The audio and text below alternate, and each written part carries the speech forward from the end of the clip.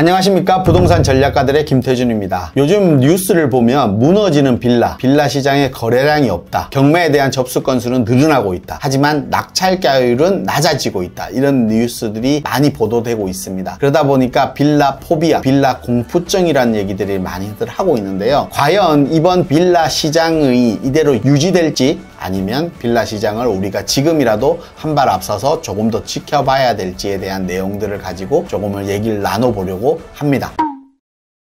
현재 빌라 시장을 보면 2022년도에 경매 건수가 667건입니다. 하지만 2023년도에는 그거보다 20%가 증가한 818건으로 증가했습니다. 하지만 올해 들어서 1월, 2월 두 달 사이에 192건으로 지금 접수가 되었습니다. 2022년도, 23년도는 월별로 계산한다라고 하면 월별 50에서 60건 정도의 임의 경매가 빌라가 진행되고 있었는데, 올해는 두 달 동안 192건이니까 96건이 지금 진행 중인 겁니다. 결국은 월별 증가량만 보더라도 한 30% 정도의 임의 경매건이 증가했다라고 볼 수 있습니다. 그만큼 빌라 시장의 임의 경매 건수가 늘어나고 있는 실정이다. 그러다 보니까 과연 시장에서 이런 임의 경매가 늘어난다는 것은 빌라 시장이 불안한 것이 아닌가라는 얘기들이 많습니다. 지금 임의 경매가 늘어난 건수들은 대부분 다 전세 보증금을 반환하지 못했기 때문에 발생하는 경매 건수라고 볼 수 있습니다. 우리가 예전 IMF 때 경매에 대한 부분들은 대부분 다 채권으로 형성된 경매 물건들이 많았습니다. 돈을 상환하지 못해서, 빚을 갚지 못했기 때문에 내 집이 경매되는 경우가 많았죠. 하지만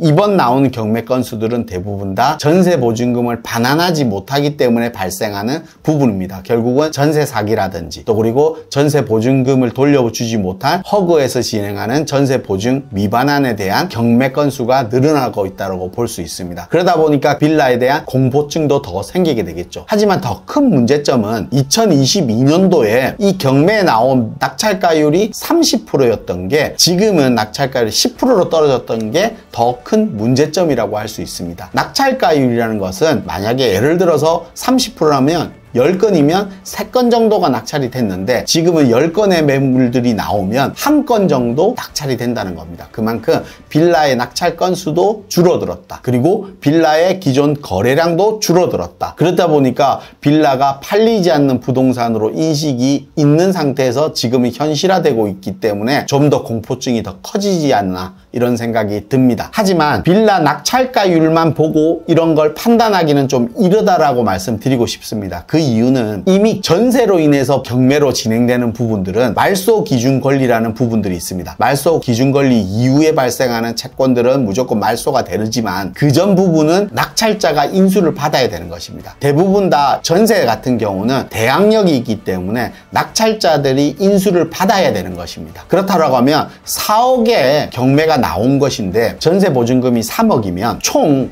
낙찰은 인수까지 3억까지 인수해야 되기 때문에 7억의 빌라를 사게 되는 겁니다. 하지만 그 빌라 시세가 4억이라고 하면 1억의 낙찰을 받아야지만 되게 되겠죠. 그러면 당연히 낙찰가율을 1억까지 받으려고 하면 회차가 계속 거듭돼야 되기 때문에 낙찰가율이 떨어질 수밖에 없습니다. 그래서 허그에서는 최근에 대항력을 포기하고 일부라도 해소하기 위해서 대항력을 포기하는 낙찰 물건들도 생긴다고 합니다. 그만큼 낙찰가율이 10%대로 낮아졌다라고는 표만 보고는 이 부분에 중요 부분들이 빠져있기 때문에 이런 부분 가지고만 무조건 공포증을 느낀다라고 얘기하면 안 될 것 같습니다. 이 부분을 제가 말씀드리고 싶은 내용이라고 할 수 있습니다. 지금 최근에 우리가 중동 전쟁이 또 다시 얘기 나오고 있기 때문에 국제 정세에 대한 부분들이 결국은 원자재에 대한 물가 상승은 분명히 일어나게 될 것입니다. 그렇다라고 하면 빌라 같은 경우는 아파트하고 다르게 작게 짓기 때문에 공사 단가 자체는 빌라 공사 금액이 훨씬 더 높습니다. 그러면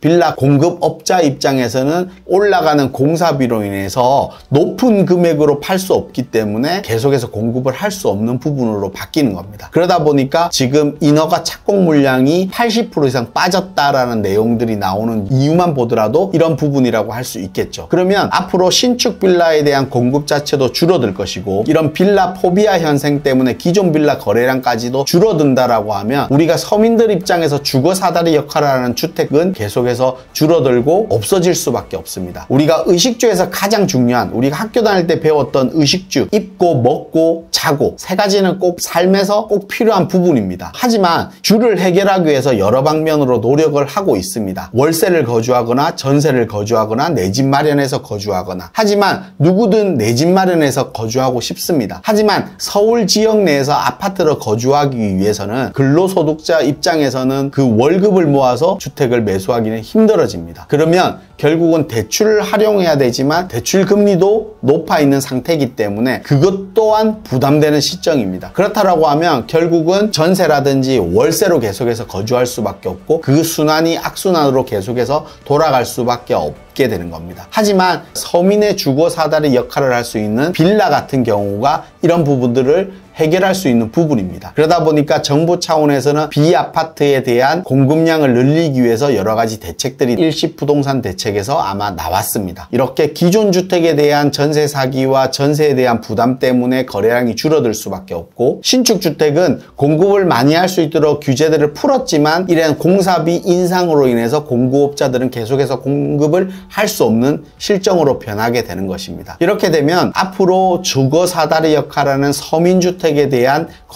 거래는 더더욱 없어질 것이고 공급도 없어지게 되는 것입니다. 하지만 이 부분이 126%라는 허그 보증제도에 갇혀있던 부분들이 이 허그 보증제도 126%라는 제도가 현실적으로 맞는 제도이냐, 현실적으로 이 제도가 끝까지 유지될 수 있는 제도이냐, 그 부분은 분명히 아닐 겁니다. 어떻게든 수정하거나 보완하거나 대체할 수 있는 부분들이 발생해야 되겠죠. 이 부분이 발생한다라고 하면 급등할 수밖에 없는 빌라 시장이라고 볼 수밖에 없습니다. 그러니까 빌라 시장은 지금은 축적되어 있고 잠재되어 있지만 언제든지 폭발할 수 있는 위험한 부동산 시장의 한 부분이라고 저는 말씀드리고 싶습니다. 그렇다고 하면 내 집 마련을 위한 주거 사다리가 필요하신 분들은 지금 시점에서 한 발 들어가서 눈으로 내가 부동산을 지켜보지 않는다라고 하면 또다시 내 집 마련할 수 없는 기회의 장을 놓치고 계속해서 시간이 흘러갈 수밖에 없는 시장이 아닐까 싶습니다. 지금 빌라 시장 같은 경우는 다주택자들 입장에서는 투자 목적으로 한 발 빠져서 시장을 지켜보는 시장이 될 것입니다. 또한 신축 주택이 주택수 제외이기 때문에 이런 주택 위주로 아마 보게 될 것입니다. 지금 내 집 마련을 해야 되는 무주택자 같은 경우는 이런 서민주택인 빌라 시장을 주거 사다리 역할을 하는 주택으로서 내가 관심 있게 지켜봐야 되는 시장이 아닌가 싶습니다. 그래서 저는 무주택자들, 특히 내 집 마련해야 되는 분들, 그리고 자금이 그렇게 많지 않으시는 분들은 지금 이 빌라 시장을 눈여겨봐야지만 내 집 마련할 수 있는 기회의 장이 아닌가 싶습니다. 그래서 무조건 시장에서 이렇게 미디어로 나와 있는 빌라 시장의 문제점들, 부동산 시장에 대한 내용들만 보시고 한 발 빠져서 지켜보기보다는 무주택자들은 한 발 더 들어가서 그 시장에서 어떻게 움직이는지를 적극적으로 볼 필요가 있다라고 꼭 말씀드리고 싶습니다.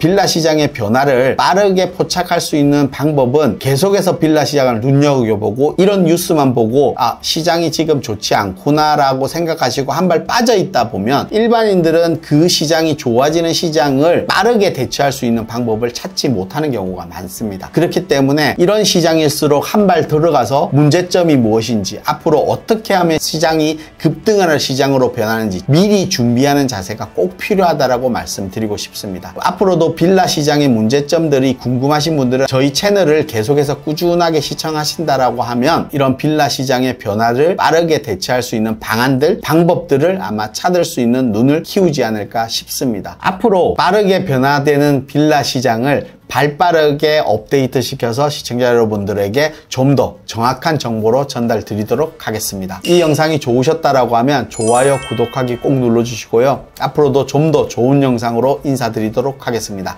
감사합니다.